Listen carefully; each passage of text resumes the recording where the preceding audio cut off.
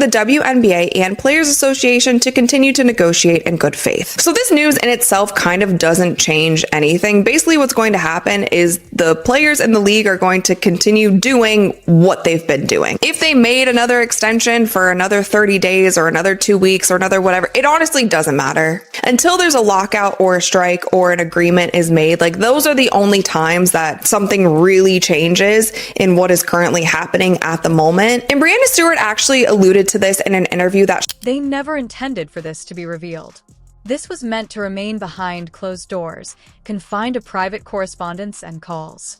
There are no fans, cameras, or microphones present. However, there was no way to control what happened after the information was revealed, due to the fact that this was not a trade rumor. Rotations had nothing to do with this. It had nothing to do with money. 5 of the key names associated with the WNBA's 2026 ambitions were to be let go. Additionally, other sources claim that the decision had already been taken. There was only one line repeated repeatedly behind the scenes, no public discussion, and no warning. The choice was made by Kathy. Stay put if you think this is simply another league drama. What you're going to hear will explain why players are upset, why the WNBA is currently experiencing one of the most volatile internal times in its history, and why locker rooms are boiling. And I also just think it's crazy that we haven't heard anything about the stuff that the WNBA is already missing, the stuff that the WNBA is already behind on when you talk about the offseason timeline. Last year, by this point in time, we have gotten a full 2025 WNBA schedule, and we have also had the expansion draft for the Golden State Valkyries. This year in the WNBA, there are 2 expansion teams that they need to do a draft for. We have no clue about the season schedule, and everybody has just been super quiet about it. Why isn't the media asking about these things? Why is there no date for the expansion draft? Everything began in silence. Executives speaking in halting phrases, emergency meetings, and late-night calls. Then, just enough of an internal chat was revealed for everything to catch fire. Review was not mentioned in the communication. Evaluation was not mentioned. Discussion was not mentioned. Cut, it said. 5 participants were taken out of the long-term plans, taken out of the 2026 vision, and the league lost all control of the story once those statements got to the wrong people. The first to respond were the agents. The phones began to buzz constantly. Players started phoning one another and repeatedly posing the same query. Is this true? The rumors quickly spread via private talks, social media, and public discourse. There was no statement from the WNBA. That quiet exacerbated the situation by confirming one thing. There had been a significant event. Insiders with knowledge of the matter claim that a committee did not vote on this choice. There was no public discussion of it. Player representatives were not involved beforehand. The call originated at the highest level. That's what caused the indignation. Veteran athletes apparently felt taken by surprise. Whispers were how some people learned. Before they ever received a direct message from the league, others saw screenshots.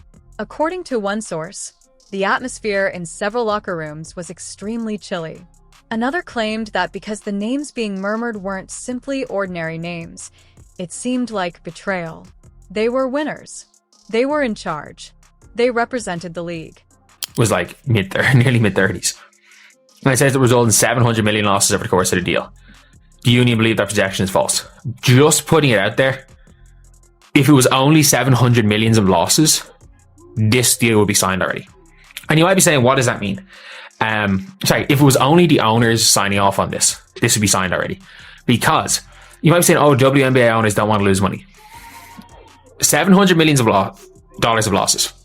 There will be, by the end of this deal, there will be 20 WNBA teams. That is $35 million per WNBA team over the course of, I think, 7 years. That is $5 million a year lost per team, while franchise values are increasing by... The first name to go viral was Breanna Stewart. Just that created shockwaves, followed by Chelsea Gray, Alyssa Thomas, Jewel Lloyd, and Kelsey Plum. Every name fueled the flames. The fans didn't accept it. The players were unwilling to accept it. However, one thing was evident from the whispers' constancy. It wasn't just any noise. The largest query then struck like a thunderclap. Who's next if this can happen to them? People began inquiring about Wilson's agile. Angel Ree was mentioned by others. There are no affirmations or denials, just more quiet. Emotions erupted behind the scenes. The players were offended in addition to being furious. According to an insider, a veteran added, "They built this league on our backs, and now they're cutting us like numbers on a spreadsheet." "This feels like punishment, not progress," remarked another. As for what Engelbert is alleged to have said to Collier, if she actually suggested Caitlin Clark should be grateful for what she makes off the court, that's preposterous.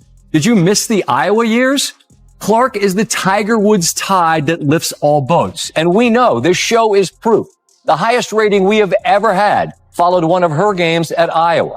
The WNBA has benefited from her presence more than the other way around, even though this year for Caitlin Clark was essentially lost to injury. But it's a league that's at a flashpoint. According to Sportico, franchise valuations have soared. Players want more money, and the CBA expires at the end of this month. This was a whole lot more than just a shot across the bow. The WNBA finals begin this Friday, and we typically hear from Adam Silver on the eve of the NBA finals. Kathy Engelbert has got to do more. Being replaced wasn't the source of frustration. It had to do with how it was done. Respect, openness, and dialogue are all absent. Choices are made in private and then publicly disclosed. League officials apparently moved into full damage control mode as the outcry increased. Lawyers were consulted during emergency calls, and PR staff repeatedly revised comments in an effort to find language that wouldn't exacerbate the situation. However, the issue has previously been identified. Fans started to doubt everything. Why right now? Why these athletes? Why keep it a secret? People familiar with the matter claim that basketball prowess had no bearing on this choice. It has to do with contracts, money, structure, long-term flexibility, and a 2026 reset. According to sources, the league intends to project a different image in the future. More control over future expenditure, younger faces, and different marketing priorities. However, the message seemed harsh to the gamers, so that explanation failed to calm anyone down. You are disposable, and trust vanishes as soon as that message gets out there. According to some insiders, participants are already talking about their answers. Conversations are taking place, but nothing official or public yet.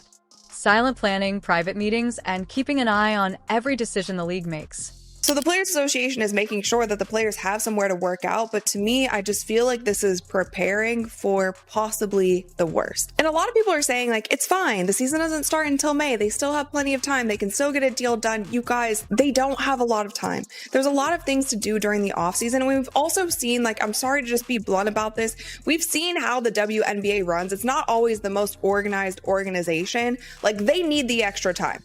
They need the free agency period to get the players signed. They need to do this expansion draft. They need to do the literal WNBA draft. And I thought it was so interesting because the Toronto Tempo tweeted this. They said, "Big things coming your way. A glimpse into our 2026." And it says a snapshot of the year ahead. Schedule release. That should have been done in December.